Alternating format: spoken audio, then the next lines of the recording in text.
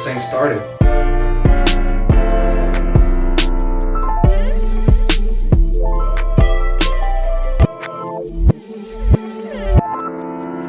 So, for those of you who don't know me, my name is Stone Wilson, and just recently I got cut by the Miami Dolphins. I was an undrafted free agent, and this is my story of the past year.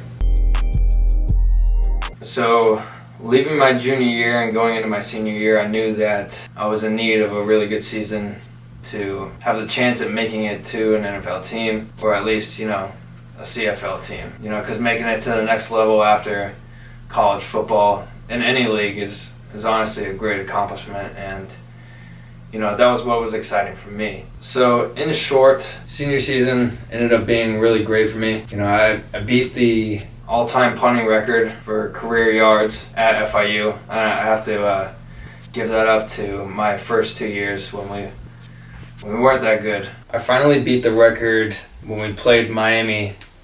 I think it was like week 6 or something. It was right in the middle of the season. And that actually might have been my greatest game of punting ever. I punted for like 495 yards or something like that. I had more punting yards than our entire offense had. It was honestly pretty ridiculous and terrible because we got our ass beat. But after that, we played a couple other teams, and during the weeks that we would play these teams at home, we'd have some professional team scouts come in and, check us out. And I didn't really think that anybody was actually going to be looking at me because, from the very beginning, like I said before in plenty of my videos, punters and kickers, we always kind of get overlooked by the scouts. But this was cool because I knew for a fact that, these scouts were coming in for me because they were asking my coaches for me. So I'm coming up to the end of the season, and I'm on the list, or watch list, for the Ray Guy Award, which was, something I didn't think was going to happen. I obviously set my bar high for myself, but, some of these goals just seem, unachievable. Obviously, I'm going to strive for them, but, at the same time, you don't think it's going to be you. So the end of the season came around, and I ended up finishing off really strong. So I knew that the next thing there was to do was to continue training. I ended up going to IMG, talking to my old high school coach, Billy Miller, who had coached with the Bucks for a while, so I knew that he knew what was about to happen and what the process was going to be for me from that moment forward. There was also one thing else that I needed to do, and that was contact or sign an agent. After season was over, in December, late December, we had 2 months, I believe, before the draft started. I had no idea if I was going to get picked up or not. I was told throughout these few months in between your last game of your college season and the draft that you're supposed to be getting calls or messages or emails from, scouts, recruiters from these NFL teams. And I actually ended up only getting one call, and that was from the Falcons, which, got me excited. I was pretty pleased with that. But in between the time of your last game of your senior season to the draft, you have pro day and the combine. I didn't get a combine invite. I was kind of bummed. Your agent gives you a number to call the combine, and you get to see how many votes you have that get you into the combine, and I wanted to see how many votes I had. I ended up having none, which is weird. I would have thought I would have at least 1 out of 32 votes for a combine invite. I was contesting the number 1 spot in the nation for punting yards, or punt yard average. Anyways, I didn't get a combine invite, which kind of bummed me out a little bit, but I knew I had pro day coming up and all 32 teams were going to be there anyways. There was a lot of teams that were excited about me, asking about me before we even got onto the field.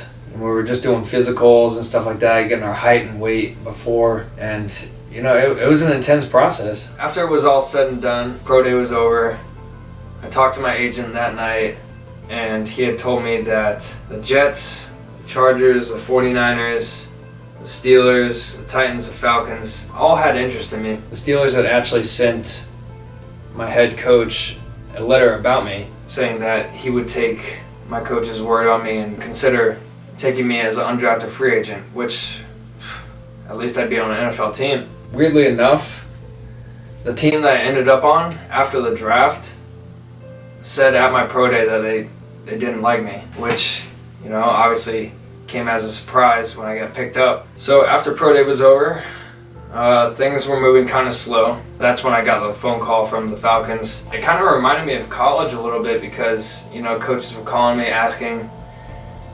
what teams are showing interest in you, and that was exactly the same thing that the Falcons were doing. They were like, hey, who's showing interest? So obviously, I want to get them going. You got the Chargers, the Jets, 4 or 5 other teams, and trying to get them all hyped up, thinking I'm a hot commodity or something. So I continued training. My agent got me hooked up with a local day at the Tampa Bay Buccaneers. So a few more weeks go by, and I get no calls, which kind of put me down in the dumps when draft day came around, because I was kind of worried that I was not only going to go undrafted, but also not even get picked up by a team afterwards. I knew in my heart I was obviously not going to be a first round or second round, third round, fourth round, or fifth round pick. I'm undersized. Nobody really wants that, but I know my abilities. And if they knew that, maybe I would get a shot at a draft spot. But, I was really hoping that for some reason I was going to get picked up 6th or 7th round. So the last day of the draft comes around, and I'm talking to my agent throughout the entire thing. And at around pick 240, I get a phone call from my agent. No coaches or anybody, just my agent. And they say, "You're going back to Miami." I'm sitting there like, what? They said, "Yeah, you're a Miami Dolphin." I'm like, I didn't know what to say, honestly. It's making me feel some type of way, honestly, right now. It's kind of weird because, I didn't get any phone calls from them. They had no interest in me before, and now all of a sudden I'm going back to Miami. It's something was just not right. I was overwhelmed with happiness, but I just knew something wasn't right. So soon after that, I got a call from my new special teams coach, and he told me that I had 2 weeks to report and that he was excited to get to work. No, he didn't say that. He was not excited to get to work. He was just, congratulations. That's really what he said. He said congratulations. And no hype or anything. I was just like, this is weird. This is really weird. So we get off the phone call, and I'm celebrating with my family. I poured a glass of champagne. I still felt really weird about it. I was talking to my girlfriend, and she was like, "How come you're not excited?" I just put on that face. I was like, I am. From that moment, as soon as the draft hit, I was just like, something's not right. The first day we were there was just a ton of paperwork, a ton of physicals, and a ton of meetings. And we all could tell that, the one thing that we wanted to do was just get out on the field and, show everybody what we could do. That's what we were most excited about. So rookie minicamp comes around. It's a week long, and then we're there for OTAs, which is organized team activities. And that's voluntary for all vets, but mandatory for rookies. And then the last week of OTAs is veteran minicamp, which is technically mandatory for them. And that's when we finally got to meet everybody on the team. And we had a conditioning test. But I have to say, that month that we were there for OTAs, there was a lot of learning for me to do. I have to say, prior to being there, I had very little football knowledge. Essentially, I had to learn every single defensive formation from a pump pro standpoint. And that was tough. That was something I really never had to do before, because it was always, punt, left, right, middle, pooch punt, make it short, backed up punt. And that was really about it, I didn't really have to learn anything. Maybe a couple fakes here and there, but those were easy to learn because there was only a few of them. I had to learn everything that the return team was going to do. So we had that month off. I spent the entire month training, and then we had to report for training camp, which was interesting, to say the least. I had met the other specialists that had already been there, the vet guys, And, they weren't dicks by any means. They really kept to themselves. They already had their friend group, which is what I understand. Like, a new guy comes in, like, trying to take your spot. Like, I wouldn't talk to him either. But training camp was kind of rough. I struggled with a lot of, like, inconsistencies. Getting with a new long snapper. One guy snaps it really hard. One guy snaps it really light. It was a lot to get used to. Being with all new guys and then trying to, prove yourself within this month-long period that you're good enough to, keep going. Go through preseason and maybe get into season. So training camp was also rough because I really wasn't getting the opportunities. As a punter, you're the holder as well. I got in no snaps. I got no holds. I rarely got kicks. And honestly, at maybe about 3 days into training camp, I was starting to think that I really, really shouldn't have been there from the very beginning. This goes back to draft day when I was feeling like a little bit weird. That's when I really started to put the pieces together that maybe I was, just a guy to bring in to, bump the other guy's performance up a little bit, bring in a little bit of competition and, see where that gets our number one guy. And like I said, it was kind of discouraging, and it kind of led into, performance issues. I was, like I said, developing a lot of inconsistencies, trying to do things that weren't natural to me. And I was really hampering myself, honestly. So after practice, about a week before our first preseason game, I'm eating lunch and one of our Grim Reapers come in. And for us, a Grim Reaper is, the guys that are working with equipment and accumulating all of the guys who just got cut, all of their stuff out of the locker and in a bag, ready for them, to walk out the back door.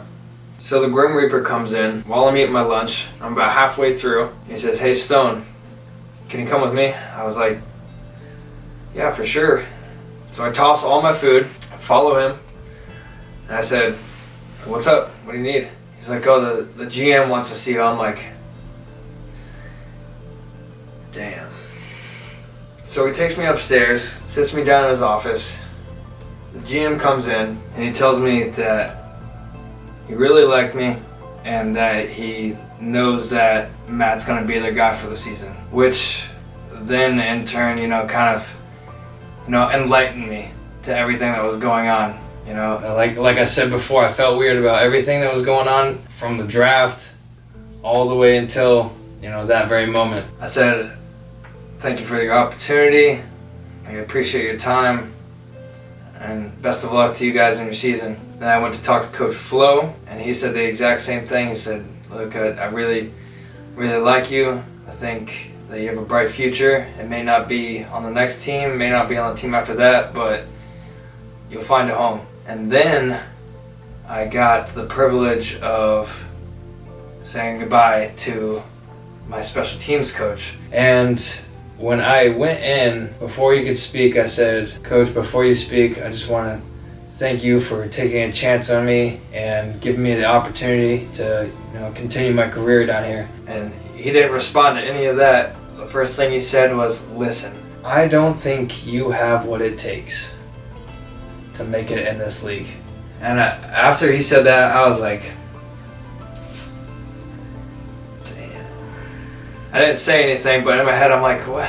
Why am I here? Like, why did you bring me in? It just made no sense to me. Like, from the very beginning, like, nothing made any sort of sense to me. It pissed me off a lot. It was weird. After I left, I felt a sense of this sort of weight being lifted off my shoulders. It was weird. I knew that once I left that, I was leaving for the better. It was kind of a toxic place, for me. It wasn't good for me to be there. And, it was tough for everybody. Everybody was kind of worried about me, but I was, at the same time, I was like, thank God I'm out of there. And all I've been doing since then is training, working out, and eating. It's weird because the last, year of my life, I've been so confused. 90% of the time that I've spent in this past year has been in complete confusion, not knowing what is going to happen. I think the only 10% that I knew was when I was going to train and when I was going to work out, and those were all set by me. I knew when I was going to do that. That was pretty much it. It's been a heck of a first year in the NFL, I have to say. I'm planning on continuing this journey for a little while longer. In the meantime, I got a job at Lulu, but that might not compare to this 10,000 gear that they sent me. And I'm not even pitching this to you right now because they told me to. They're not even paying me to do nothing. They just sent me this shirt and I'm vouching for them. This is very good stuff. So if you want a t-shirt, if you want a pair of shorts, if you want a dope pair of socks, the promo code is in my bio and my Instagram. So go follow me. That way you can stay up to date on everything that I'm doing, because I post on there more often than I do on my YouTube, obviously. So thank you to all of my subscribers that have been there since my junior year of college, or my sophomore year of college, actually. For all you new viewers, don't be afraid to subscribe to me. If you don't, it's okay. I understand. Maybe I'm not your cup of tea. Thank you guys for watching. Let's keep this journey moving.